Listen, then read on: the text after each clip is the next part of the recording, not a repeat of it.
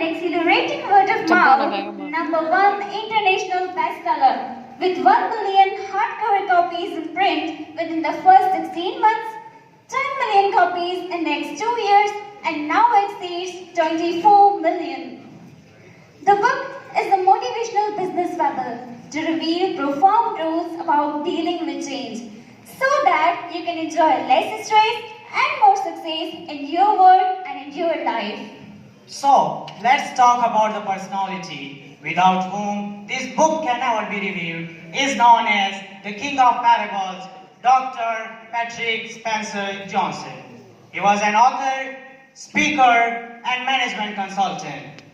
He was born on 24th of November 1938 in Watertown, South Dakota.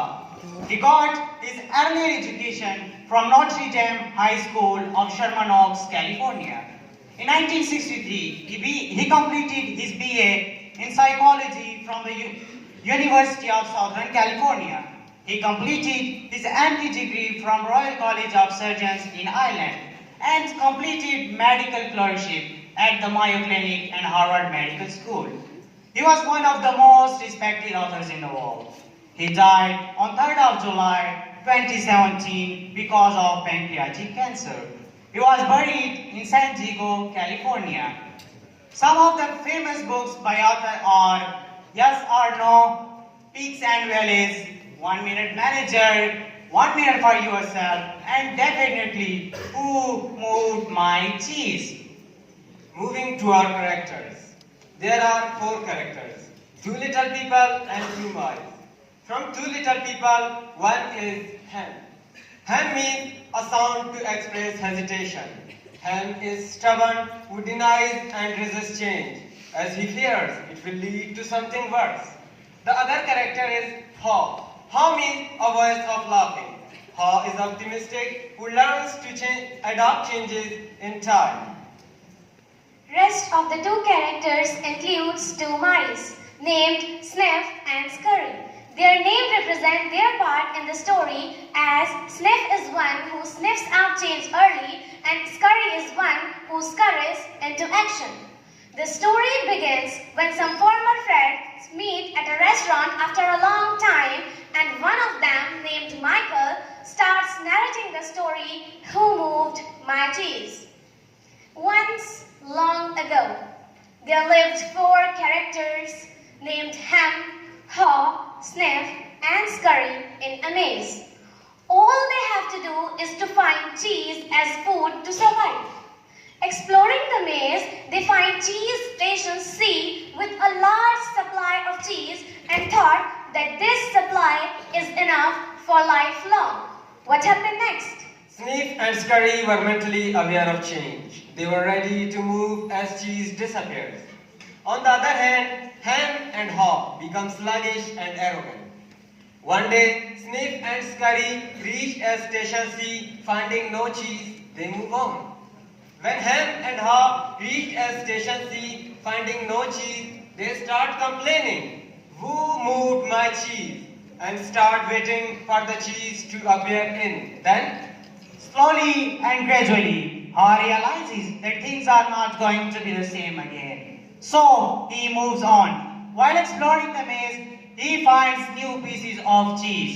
He goes back to him to fascinate him to change himself, but he denies. After that, Haw continues his struggle until he reaches cheese station N. Tons of cheese at one place. There he meets Sniff and Scurry, who had left cheese station C quite earlier. The story ends when thrice of them hear a movement in the maze. Haw realizes that someone is approaching to cheese station N, unsure that he might be Ham. Now, we cannot implicate our real life without analyzing the symbols. Ham and Haw in this story represent those who are indecisive. They cannot decide what to do in a certain situation. Rather, they complain and do not settle them accordingly. Sniff and Scurry represent those characters having simple brain, who not only sense changes but act upon changes very quickly. maze is a metaphor used for place where we look for what we want. It may be an office, an organization, school, college, university, or any particular place. The foremost symbol of the story, cheese. Cheese is another metaphor used for what you want to have in life. It might be a good job, a loving relationship, health, money, spiritual peace, and for NTHPNs of zero semester to be selected in top 100. Now, comparing the story to our real lives, we believe that all the four characters exist in each of us.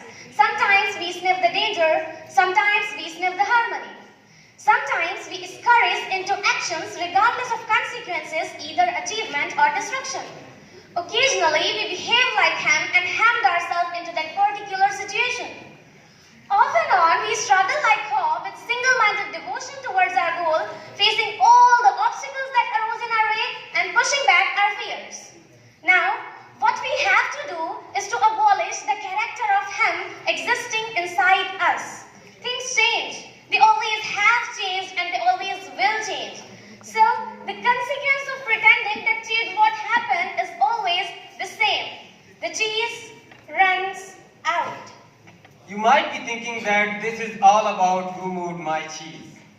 Actually, it is not. A story is incomplete without conclusion, without central idea, and absolutely without theme. Change is the prime theme of this story. I will talk about fear of change. Actually, we are not afraid of change, but the consequences. As Ham was afraid of consequences of change, so he stuck himself there. On the other hand, Ha eradicated that fear and changed himself. We all think that fear is negative, but the fear that motivates and helps us keep going on, keep moving on is a blessing, not curse. There are two meanings of fear. Feel evil and run. Face everything and rise, because change is inevitable. Another theme of the story is an optimistic approach. Anything can happen at any time, expected or unexpected. Only a second is enough for the life to be destroyed. So we humans must be vigilant to move ahead without crying over spilled milk. Secondly, don't be arrogant after having your cheese, because nothing is fixed. Nothing is going to stay longer with you. Just gain a confidence from your cheese to deal with the world and wait for the new complication. Talking about another theme of the story, role of thoughts and feelings. There is a clear relationship between how we feel, how we think, and how we act. In my opinion, our feelings can never justify our actions exactly. Think about thinking, the factor which matters. Let's take an instance. Ham became afraid. This was his feeling regarding change. His feeling of fear made him think about the consequences of moving on, and he decided to stuck himself there. This was his action. On the other hand, Haw was facing the same circumstances. He made his mind to move on and succeeded. Feelings were same. Thoughts and actions were changed. Hence, feelings give momentum to our actions with respect to our thoughts. So, the message here is that validate your feelings. Otherwise, challenge your thoughts.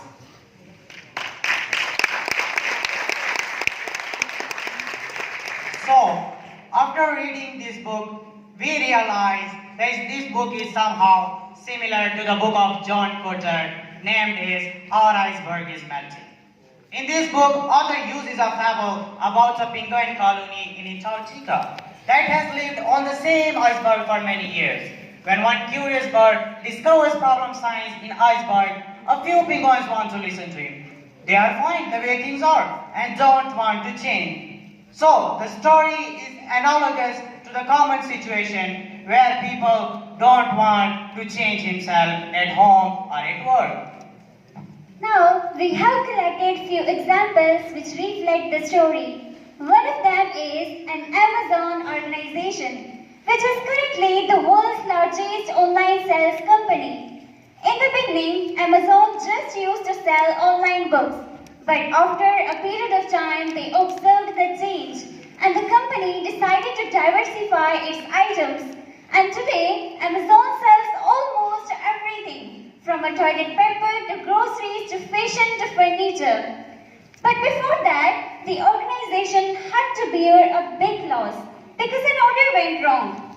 It was a big challenge for the company. The CEO, Jeff Bezos, was suffering because of this sudden change.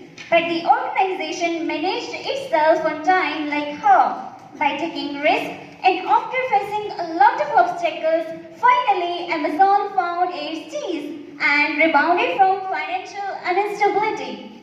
Success is for those who believe in the beauty of their dreams. It is a story of Hungarian soldier Karoly Tekaj. He was the best pistol shooter of his country, and it was almost confirmed he will be champion of pistol shooting in Olympics. But in 1938, in an army training camp, a hand grenade burst in his hand, and he lost his golden hand. Now, he had left with only two choices. First, to cry upon this change for whole life, like hand. Second, adopt the change and find new ways to get his expected goal, like how. So what do you think? What did he choose? Second option. Obviously, second option. He did not focus on what he had lost. He focused on what he had. He started practicing with his left hand. And after 1 year, again he took part in national championships of pistol shooting. And again, the man with only hand, Karoly, was declared as champion. He strived for his expected goal, and he won 2 gold medals consecutively in the Olympics of 1948 and 1952.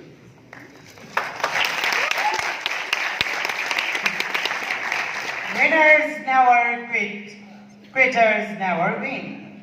Dr. Fatima Shah, who was serving the humanity in Seoul Hospital, Karachi, unfortunately she lost her eyesight. She began to consider the possibility that her sight was gone forever.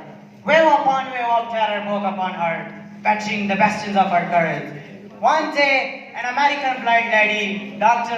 Isabella Grant, who was on a tour of the world, came to meet Dr. Shah. She provoked Dr. Shah's gallantry and fortitude through her words and actions.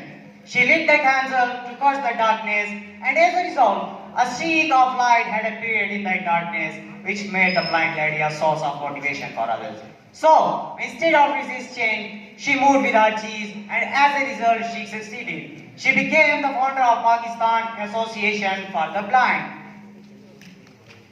Nothing great was ever achieved without enthusiasm. Let's take another example. An example of change, an example of development, an example which is an example for the world. I'm talking about China. The end of World War II left China in devastation.